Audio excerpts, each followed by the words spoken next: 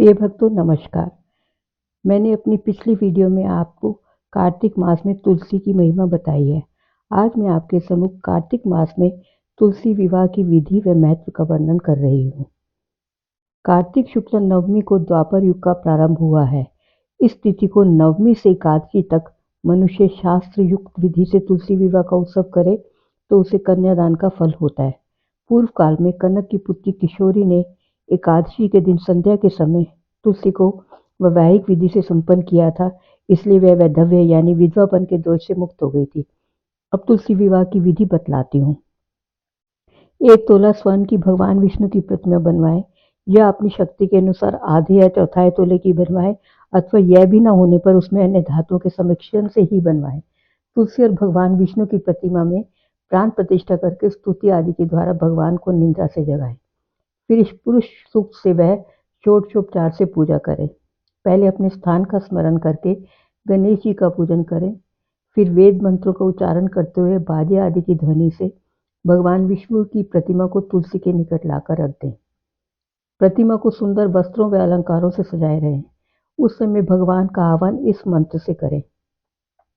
आगच्छ भगवत देव आचार्य श्यामी केशव तुभ्य दास्यामि तुलसी सर्व काम प्रदो भव।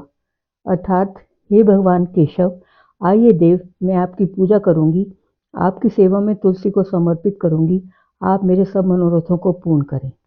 इस प्रकार आह्वान के बाद 3 बार अर्घ्य पाद्य और आसन का उच्चारण करके इन्हें भी भगवान को समर्पित कर दें।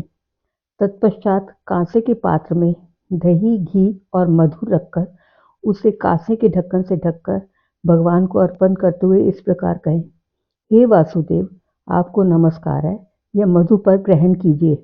तब दोनों को एक दूसरे के समक्ष रखकर मंगल पाठ करें। इस प्रकार गोधूली बेला में जब भगवान सूर्य कुछ कुछ दिखाई देते हैं तब कन्यादान का संकल्प करें और भगवान से यह प्रार्थना करें, आदि मध्य और अंत से रहित त्रिभुवन प्रतिपालक परमेश्वर, इस तुलसी को आप विवाह की विधि से ग्रहण करें।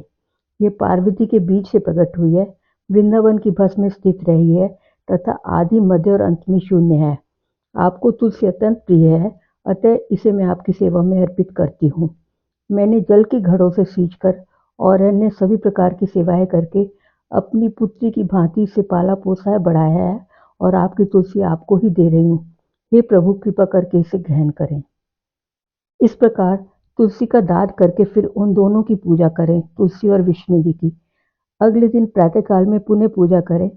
अग्नि की स्थापना करके उसमें 12 अक्षर मंत्र ओम नमो भगवते वासुदेवाय से खीर, घी, मधु और तिल मिश्रित द्रव्य की 108 आहुति दें।